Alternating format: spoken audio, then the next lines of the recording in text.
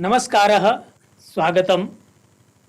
राज्य शैक्षिक अनुसंधान एवं प्रशिक्षण परिषद उत्तराखंड के तत्वाधान में आयोजित संस्कृत शिक्षण की इस कालांश में मैं गिरीश चंद्र तिवारी, सहायक अध्यापक हिंदी, राजकीय इंटर कॉलेज कोटी अगुंडा, विकासखंड भिलंगना, जनपद टिहरी गढ़वाल से आप सभी का हार्दिक स्वागत करता हूं।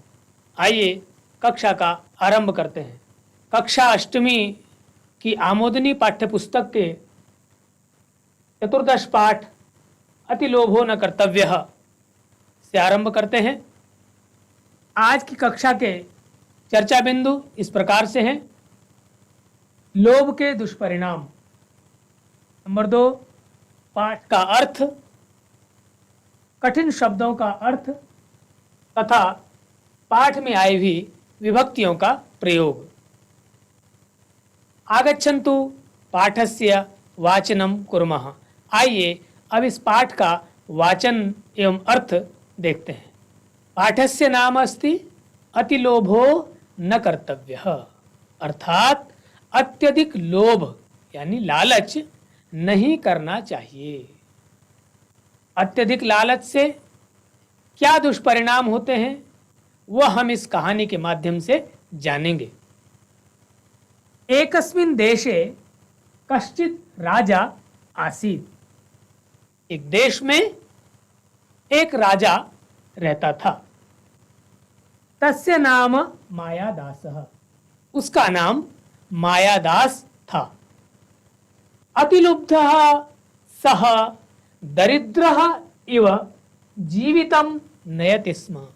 अतिलुब्धः, अतिलुब्ध अर्थात अत्यधिक लोभी यानी लालची, सह यानी वह मायादास, दरिद्र इव निर्धनों की तरह, दरिद्रों की तरह, जीवितम नयति स्म अपना जीवन यापन करता था।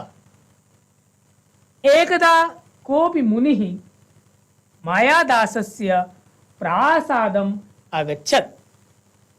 एक बार कोई मुनि, कोई साधु मायादास के प्रासादम, प्रासादम माने महल में, आगच्छत माने आया। देखिए, एक शब्द होता है प्रसाद, एक शब्द होता है प्रासाद। तो प्रसाद का अर्थ तो जो मंदिरों से हमें खाने के लिए प्रसाद मिलता है उसको प्रसाद कहते हैं। दूसरा प्रासाद का अर्थ है महल। तो एक मुनि मायादास के महल में आए। नृपति तम मुनिम सत्कारेण तोषयत। नृपति, नृपति का भी अर्थ होता है राजा। राजा तम मुनिम, राजा ने उस मुनि को सत्कारेण तोषयत, सत्कार के साथ स्वागत किया। नृपतिना सत्कृतः, नृपतिना यहां पर तृतीया विभक्ति हुई है।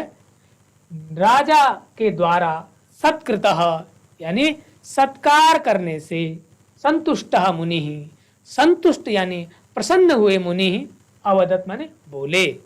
क्या बोले मुनि? नृपते स्वस्त्यस्तुते। हे राजन, स्वस्त्यस्तुते, तुम्हारा कल्याण हो, तुम्हारा मंगल हो। अभीष्टम वरम वरय, जो तुम्हें चाहिए, अभीष्ट माने जो तुम्हारी इच्छा है, ऐसा वरम वरय, वरदान मांगो। मुनिना एव उक्तम, मुनिना एवं उक्तम, साधु के इस प्रकार से कहे जाने पर, सह भूपति ही, वह राजा अर्थात मायादास, लोभेन प्रेरितः, लालच में आकर के, वरम याचत, वरदान मांगता है। क्या वरदान मांगता है? मया स्पृश्यमानाः पदार्थाः सौवर्णाः भवन्तु। हे मुनि, मया स्पृश्यमाना, मया माने मेरे द्वारा, स्पृश्यमानाः छुई गई, पदार्थाः वस्तुएं, सौवर्णाः भवन्तु सोने की बन जाएं। मैं जिस किसी भी वस्तु को छूं वह वस्तु सोने की बन जाए। इति यानी ऐसा उसने कहा। तथास्तु इत्युक्त्वा मुनिः अंतर्हितः। तथास्तु माने तथा अस्तु, तथा अर्थात जैसा तुमने कहा वैसा, अस्तु माने हो, तुम्हारी इच्छा पूरी हो, ऐसा कह करके मुनि अंतर्हितः, अंतर ध्यान हो गए, अर्थात मुनि ही वहां से चले गए, दिखाई नहीं दिए। मुनेः वरम लब्ध्वा, मुनि के द्वारा वरदान प्राप्त करके गृहं प्रविष्टः मायादास, मायादास घर में प्रवेश करता है। तत्र स्थितानि वस्तूनि अस्पृशत, और वहां पर जो भी वस्तुएं रखी हुई थी उनको अस्पृशत माने छूने लगा। तेन स्पृष्टानि वस्तूनि सद्य एव सौवर्णानि जातानि, उसके द्वारा छुई गई वस्तुएं सद्य एव तुरंत ही सौवर्णानि जातानि, सोने की बनने लगी। तदृष्ट्वा सह नितराम अतुष्यत, वह सब देख करके राजा मायादास अत्यंत प्रसन्न हुआ।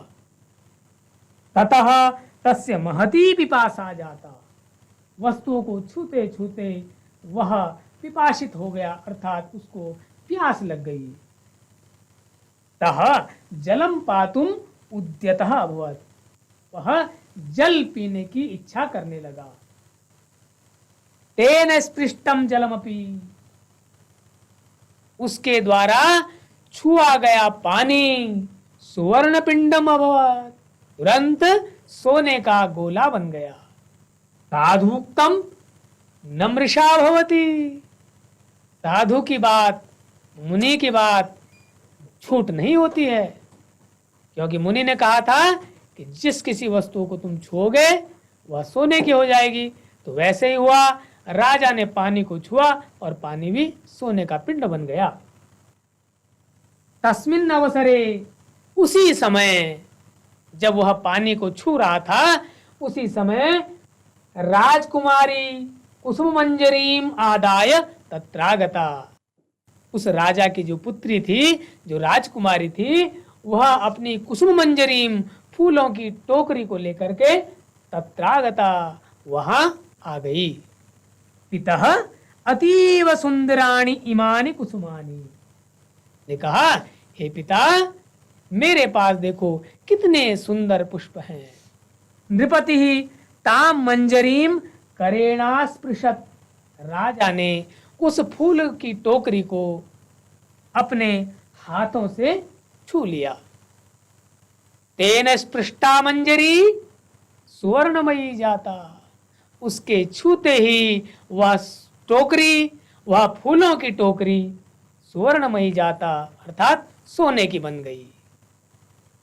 तदृष्ट्वा कुमारी दुखिता अभवत्, वह देख करके राजा की पुत्री, वह राजकुमारी अत्यंत दुखी हो गई। सुताम समाश्वयितुम प्रवृत्तः सः, अब लड़की को दुखी देख करके समाश्वासयितुम, उसको वह समझाने के लिए प्रवृत्त हुआ, और ऐसा करते ही मायादासः ताम अंके उपवेशेति, मायादास ने उसको अपनी गोद में उठा लिया। हंत, लेकिन दुर्भाग्य, कुमारी सुवर्ण प्रतिमा संजाता, वह राजा की पुत्री राजकुमारी सोने की बन गई। मायादासः शोकेनोच्चैः व्यलपत, मायादास शोक से दुखी होकर के जोर जोर से रोने लगा। तदा भाग्यात एव, तदा भाग्यात सएव मुनिः नृपतेः पुरतः प्रत्यक्षावत्, भाग्य से उसी समय वह मुनि, वह साधु फिर से नृपतेः पुरतः, राजा के समक्ष प्रत्यक्षावत्, प्रत्यक्ष हो गए, उनके सामने प्रकट हो गए। मायादासः तम प्रणम्य, मायादास ने मुनि को प्रणाम किया और प्रणाम करते हुए कहा, महर्षे कृपया दत्तम वरम निवर्तयतु, कि महाराज आपने जो वरदान मुझे दिया कृपया तम वरम निवर्तयतु, उस वरदान को आप वापस ले लीजिए। एयम कुमारी मम जीवितम, यह मेरी पुत्री जो राजकुमारी है इसको जीवित कर दीजिए। इति निवेदयत, ऐसा उसने निवेदन किया। महर्षि अवदत्त, मुनि ने कहा, मायादास, हे मायादास, त्वया सुवर्णस्य महत्वम गणितम, तुमने सोने के महत्व को ही अधिक जाना। वस्तुतः तत्तुच्छम, वस्तुतः सत्य में देखें तो वह एक तुच्छ वस्तु है। उद्यानात जलम मानय, जाओ और तुम्हारा जो बगीचा है, जो वाटिका है, वहां से पानी लेकर के आओ।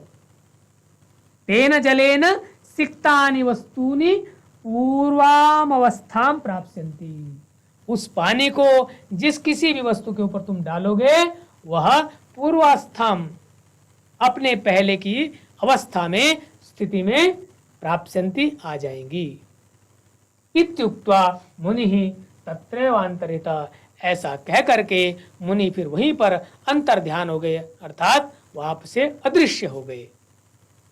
मायादास उद्यानात जलम आनयत, मायादास उद्यान में गए और वहां से पानी लेकर के आए।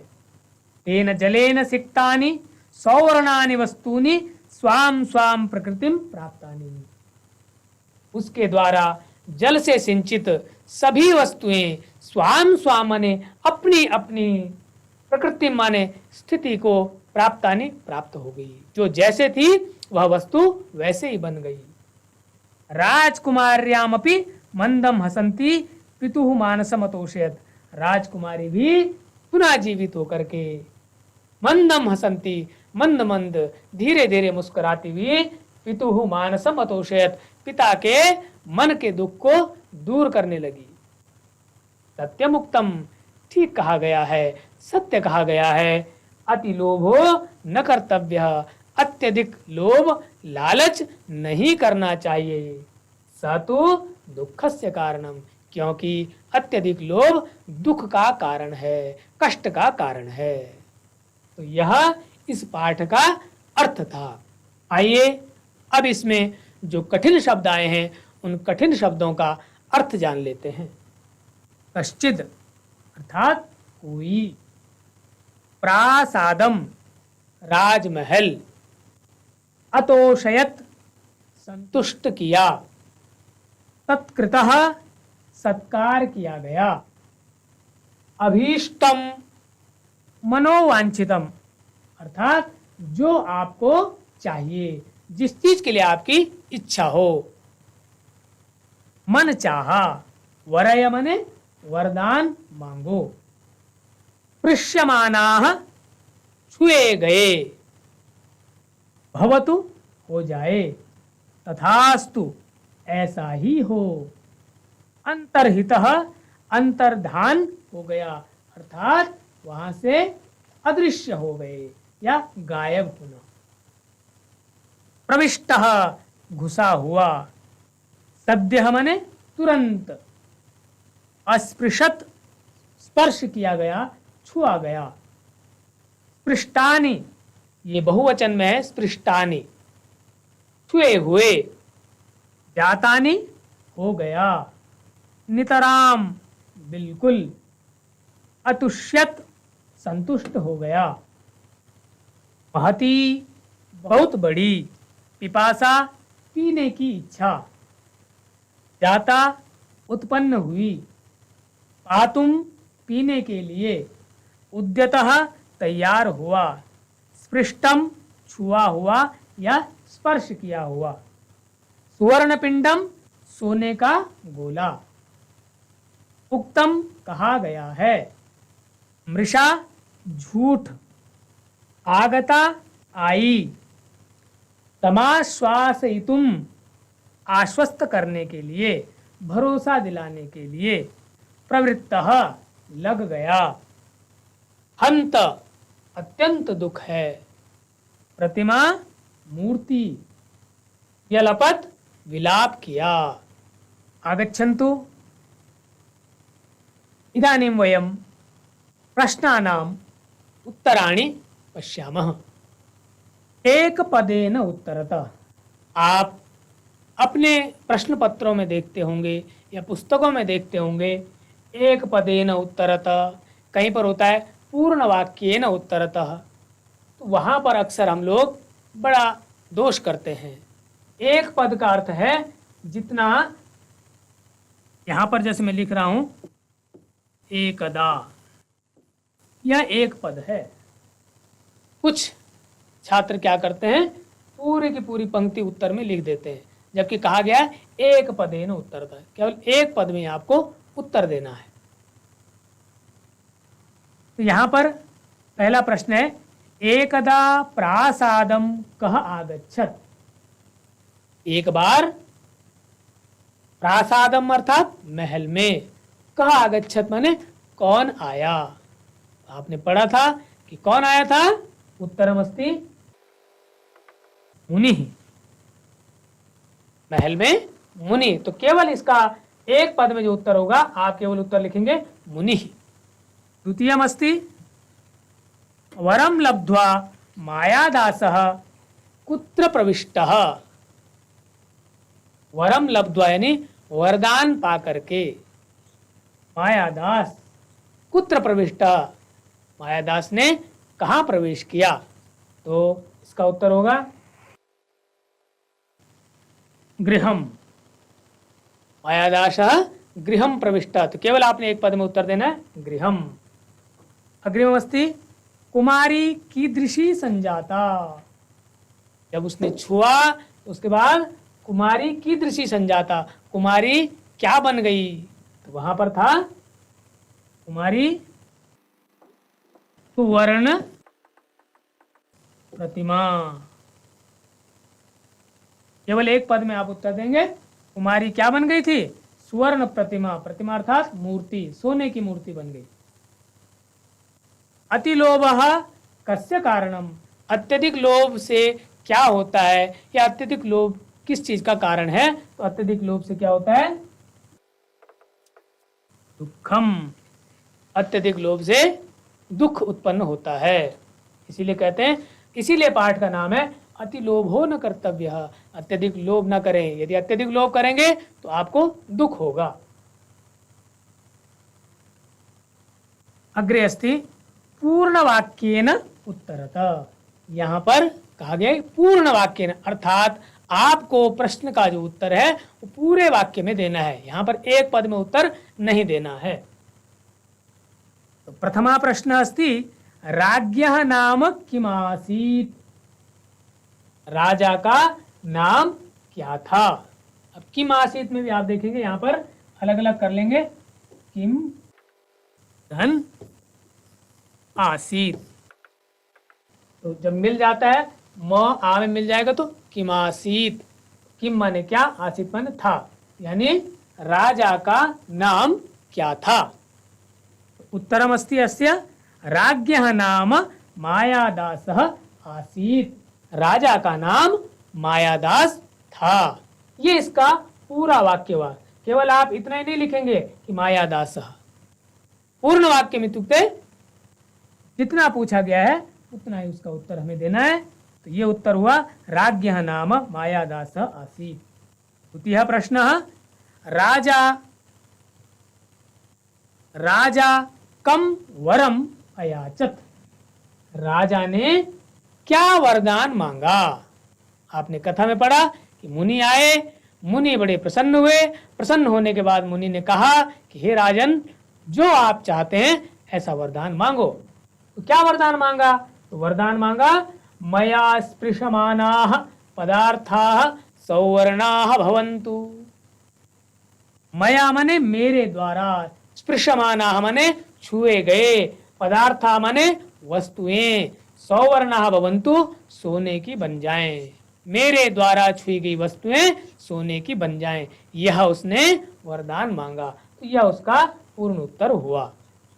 तीसरा प्रश्न है राजकुमारी पितरम किम अकथयत्। राजकुमारी ने अपने पिता को क्या कहा। उत्तरमस्ति पितः यहां पर संबोधन का चिन्ह भी होगा। पितः अतीव सुंदराणि इमानि कुसुमानि। उसने कहा, हे पिता, अतीव सुंदराणि, इमानि, इमानि माने यह, क्या यह, पुष्पाणि, कुसुमानि, कुसुमानि माने फूल, यह फूल अतीव सुंदराणि, बहुत अधिक सुंदर हैं। यह इसका पूर्ण वाक्य में उत्तर हुआ। चौथा प्रश्न है, मायादासः सुताम कुत्र उपवेशयति स्म। मायादास सुताम माने पुत्री को, कुत्र उपवेशयति स्म, कहाँ बिठा रहा था। तो उत्तर हुआ, मायादासः सुताम अंके उपवेशयति स्म। अंके अर्थात गोद में, उपवेशयति स्म बिठा रहा था। यह इसका पूर्ण उत्तर हुआ। तो एक बार पूरे उत्तर देख लीजिए। राज्ञः नाम मायादासः आसीत्, मया स्पृशमानाः पदार्थाः सौवर्णाः भवन्तु, पितः अतीव सुंदराणि इमानि कुसुमानि, मायादासः सुताम अंके उपवेशयति स्म। यह इनके उत्तर हुए। अब यह है अतिलोभो न कर्तव्यः का तीसरा जो प्रश्न है, रेखांकित पदान आधृत्य प्रश्न निर्माणम कुरुता। जो रेखांकित शब्द हैं उनको ध्यान में रखते हुए प्रश्नों का निर्माण कीजिए। रेखांकित का अर्थ जिन शब्दों के नीचे रेखा अंकित की गई है, जो लाइन खींची गई है, उनको ध्यान में रखकर प्रश्न बनाइए। पहला है, सह दरिद्र इव जीवितम नयति स्म। यह उत्तर है। अब आपने इसका प्रश्न बनाना है। क्या हो जाएगा, सह, क्या हो जाएगा, किमिव, वह किसकी तरह। तो यहां पर केवल आपने दरिद्र की जगह किमिव कर देना है, बाकी वैसे ही रहेगा। सह किमिव जीवितम नयति स्म, वह किस प्रकार से अपना जीवन यापन करता था। दूसरा है, भूपति ही लोभेन प्रेरितः वरम अयाचत। ये भूपति के नीचे यहाँ पर रेखा आपको दिख नहीं रही होगी, ये रेखा है। भूपति ही लोभेन प्रेरितः वरम अयाचत। राजा लोभ से प्रेरित होकर वरदान मांगता है। तो यहाँ पर भूपति की जगह आप प्रश्न बनाएंगे तो प्रश्न हो जाएगा कह। यहाँ पर आप लिख देंगे कह, भूपति शब्द को हटा करके यहाँ पर आप कह शब्द लिख देंगे तो प्रश्न बन गया, कह लोभेन प्रेरितः वरम अयाचत। कौन लोभ से प्रेरित होकर वरदान मांगता है। तीसरा है, राजकुमारी कुसुम मंजरीम आदाय आगता। राजकुमारी फूलों की टोकरी को लेकर आई। तो जो रेखांकित शब्द है वो है कुसुम मंजरीम। तो राजकुमारी क्या हो जाएगा, काम आदाय। काम माने किसको लेकर आई, तो काम मत यहां पर आ जाएगा काम, यानी किसको।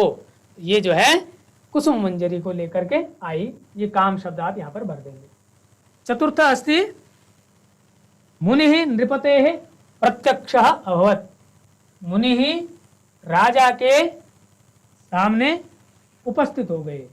तो यहाँ पर है नृपते है, राजा के। तो यहाँ पर प्रश्न भी ऐसे ही बनेगा, मुनि कस्य प्रत्यक्ष अभवत।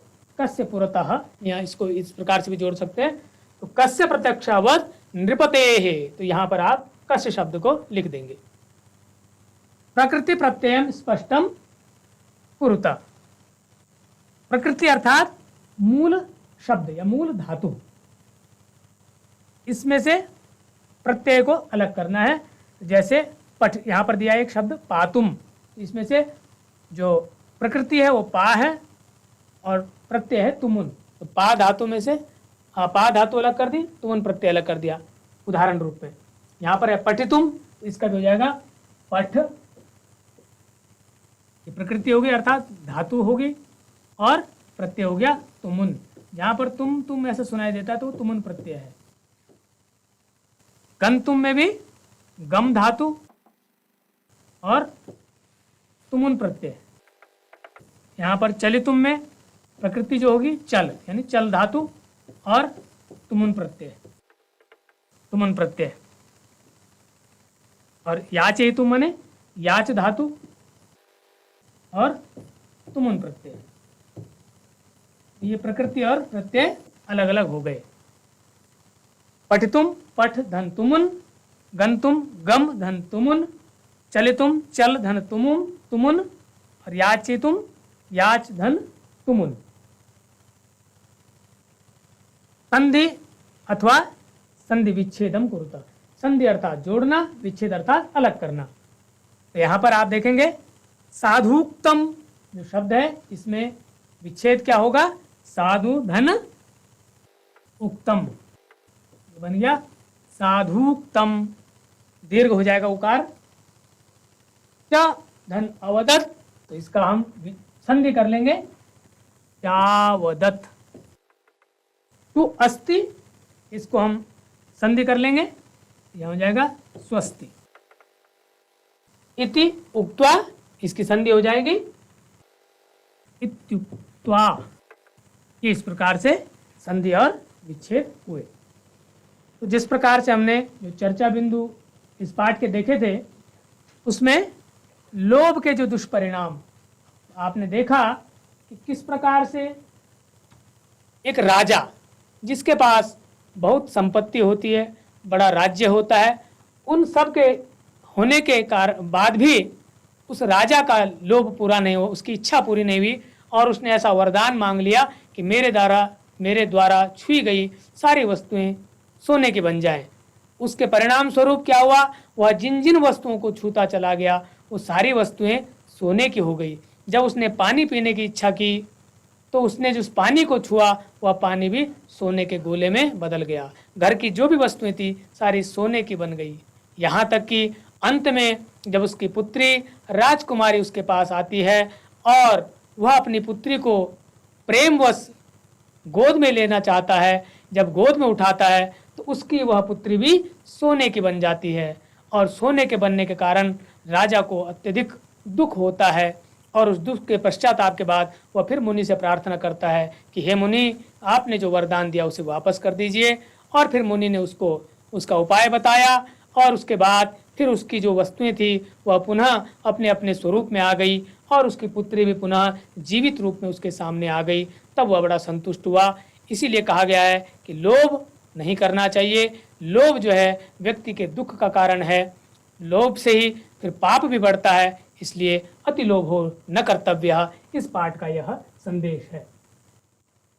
तो आशा है आपने इस पाठ से सही प्रकार से ज्ञान प्राप्त किया होगा। इस पाठ से आपने लोभ के दुष्परिणाम को जाना होगा, और इस बात को आप अपने जीवन में भी ध्यान में रखेंगे। पुनः फिर दूसरे पाठ के साथ उपस्थित होंगे। तब तक के लिए आप सभी का बहुत बहुत धन्यवाद।